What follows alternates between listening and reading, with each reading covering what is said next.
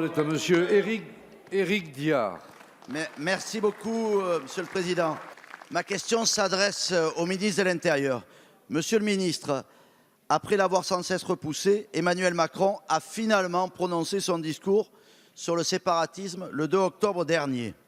Après des mois de tergiversation, le président a enfin employé les bons mots et clairement désigné la menace du séparatisme islamiste.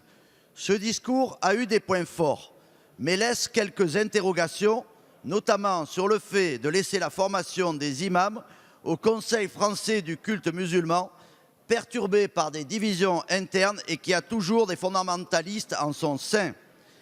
L'islam radical, monsieur le ministre, hante notre quotidien. Le 25 septembre dernier, 2 journalistes ont été grièvement blessés au cours d'une attaque au hachoir qui visait les anciens locaux de Charlie Hebdo en plein procès des attentats. Vendredi, cela fait 3 ans qu'un islamiste a tué 2 jeunes filles au couteau sur le parvis de la gare Saint-Charles à Marseille. Samedi, cela faisait 1 an que Michael Harpon a tué 4 de ses collègues au sein même de la préfecture de police de Paris. Aujourd'hui, nous apprenons que le mot séparatiste est retiré de l'intitulé de projet de loi qui devait s'appeler maintenant projet de loi renforçant la laïcité et les principes républicains. Monsieur le ministre, entre le discours du président de la République et les actes, il y a souvent, hélas, un écart et parfois même un fossé. La défense de la laïcité et des lois de la République est un combat fondamental qui nous interdit de taire et de nier la réalité de la menace islamiste. Monsieur le ministre, après les annonces générales du 2 octobre, pouvez-vous nous donner plus de détails sur ce texte qui sera présenté le 9 décembre? Merci, cher collègue. La parole est à monsieur Gérald Darmanin, ministre de l'Intérieur.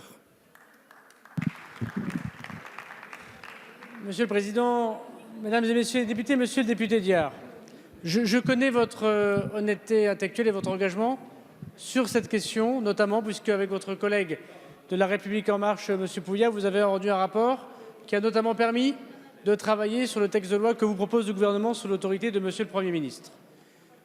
Je voudrais simplement désigner avec vous quelques points de désaccord, mais qui ne sont que formels, mais vous conviendrez avec moi. La République ne reconnaissant aucun culte, ce n'est pas le ministre de l'Intérieur qui va former les imams, les sélectionner, et même peut-être aimeriez-vous que j'écrive la prière du vendredi, mais je ne suis pas tout à fait sûr que ce soit tout à fait dans mes compétences institutionnelles. Comme les catholiques, comme les juifs, comme les protestants, comme les orthodoxes, les musulmans organisent la religion comme ils le souhaitent.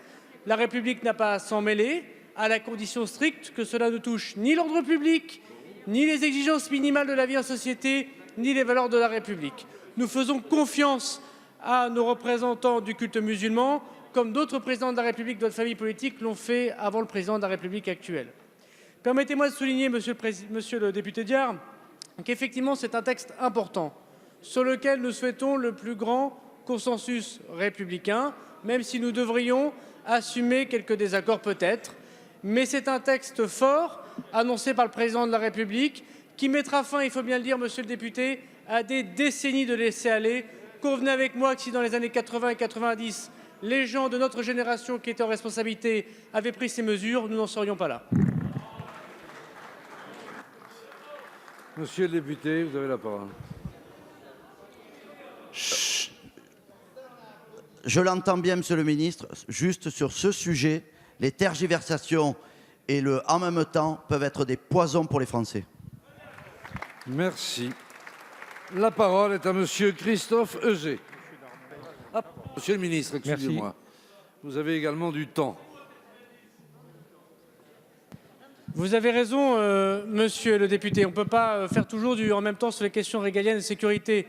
C'est pour ça qu'on a du mal à comprendre comment, en même temps, on peut être contre les stupéfiants ici et pour la légalisation du cannabis quand on est maire d'une commune LR.